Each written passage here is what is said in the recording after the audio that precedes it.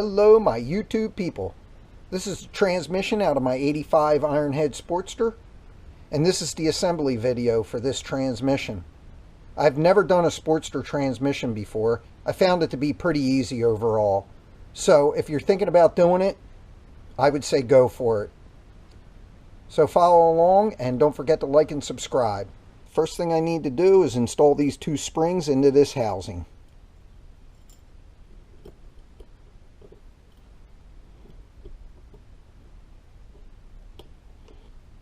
Just like that. Next, I'm going to install this in. Now that's installed and operates properly.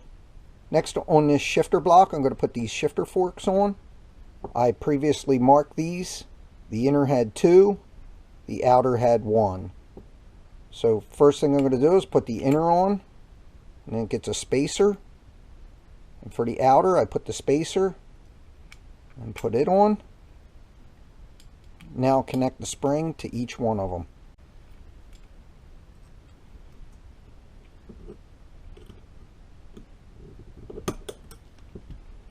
Okay, there's that. Now I'm going to put the E-clips that hold it on.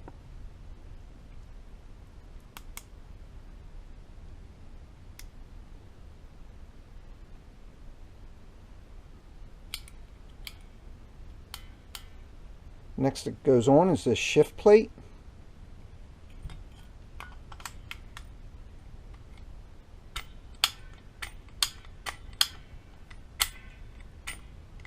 Now on the back side of this, it gets a washer. Now I'm going to install the snap ring. Like that. And that builds this section, and it's very easy to do. Next I'm going to assemble the gears on the shaft and stick them back into the main plate of the transmission. Again, these were in excellent condition. No step there or anything like that. Same with this one. On this plate, this is where your clutch basket mounts. So this is the input. This bearing's in great condition. No slop or anything like that in it. This gear's in good condition. The dogs are all looking pretty good. Okay, next I'm going to assemble the counter shaft along with its gears. I just make sure that there's no burrs on any of these shafts. This shaft is in excellent condition, but if there was, you could take like a flat file and just come down here very lightly and take any burrs off, and you would feel them catch on your fingernail. And you always want to check both sides to make sure that there's no burrs going both ways. Same with the other side of this shaft, and no burrs on any of this. First you put on the washer, and that washer is toothed, and it lines up and it does not spin. Next you go in with this gear here, and I always take and flat file these gears. I use a flat file that's probably 1.5 inches wide, and that's where these dogs go into the gear. If these gears are bad and you're popping out a gear, you're popping out a gear because this gear is worn on this edge right here on the fork, or this dog's real worn, and they'll pop right out of gear if you have that problem. Also, you can see this is where the shift fork goes in on this gear, like that. First was the washer, then you put this gear on, then the spacer, and then this gear here. You can see where on this gear it rode on that spacer here, and this face rides on the transmission face right there, like that. And then this gear goes on the shaft on this side like that, and when it locks in, that's when you're in those gears. No longer spins free. Once you come out, that gear spins free, and that's the counter shaft. The last part of the counter shaft gets this gear here.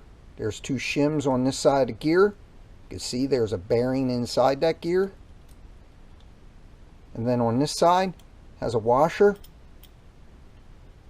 and then these teeth face this gear here to shift into it, like that. So how does this work? When you're in neutral, these spin free like that.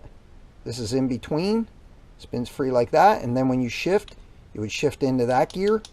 Now this gear is locked to this gear that's splined on, and then this one's free. The end gear, it's also locked on. And when it shifts this way, it's locked that way. And that's the assembly of the counter shaft. Next is the main shaft. This is the side that the sprocket goes on. I did not take this gear off. This gear I did take off and flat filed it along here. The next gear to go on is this gear here. You can see where the shift fork rides in this gear here. And it goes on like that. So this gear spins free, and then when it comes over, shifts on, locks that gear to this gear because this gear is splined on. Like that. Whenever you're grinding gears, if you're grinding gears, you're grinding these dogs and where they go into this gear.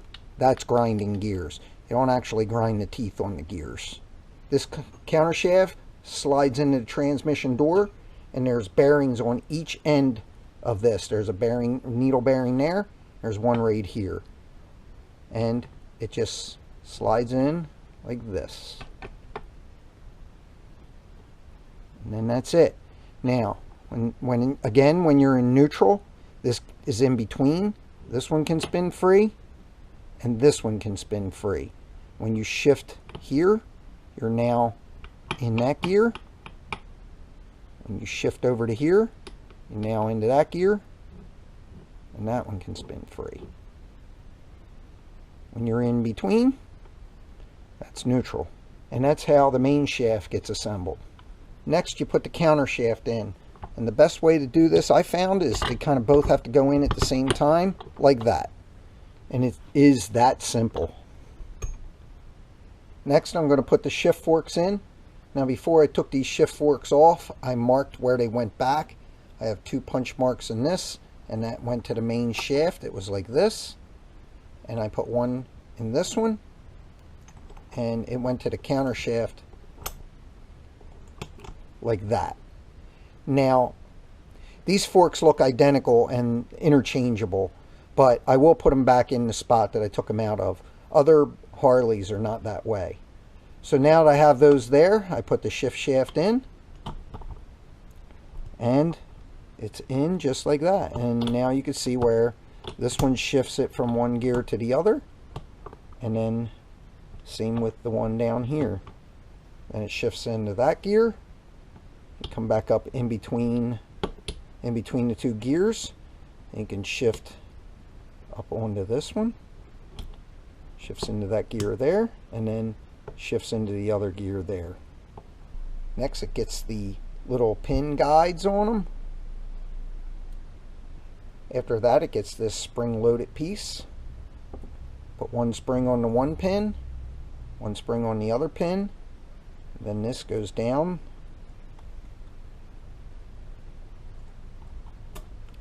like that. When you're looking at this plate, this is neutral, this little piece here, and then that's first, neutral, second, third, fourth. That's how this plate works. And this piece lands in here to hold it in gear. But it gets turned around like this is how it goes in. So I don't know if the camera's going to catch that real good. And then when you're putting it on, you also have to make sure that these pin guides go up into these grooves here, which makes it a little tricky. Nothing that can handle very easily.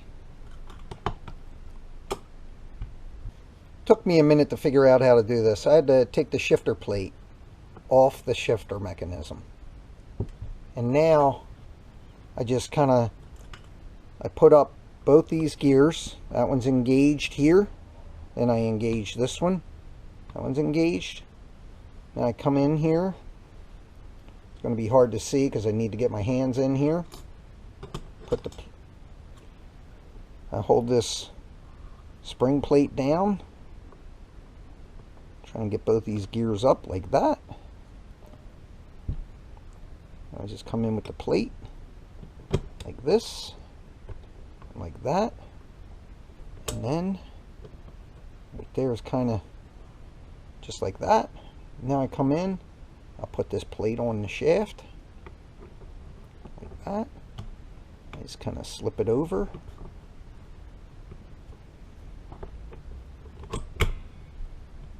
Like that. There. And just like that. It kind of all comes together. Next thing you want to do is, so it doesn't come flying apart, is get your bolt over here into this. Get this bolt into it like that. And it's just finger tight right now. Now that I got the shift plate in, I'm going to put the washer back on and the snap ring.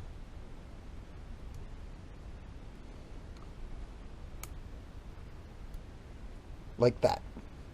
Okay, that's the assembly of the transmission. You want to torque this bolt and bend your locking tab over before you put it back in. You want to torque this bolt before you put it back in, then it can go back into the case. And that's pretty much how you rebuild one of these. Wasn't that difficult at all, and I had never done a Sportster transmission before, so got to get it back in. Thank you for watching. Please like and subscribe.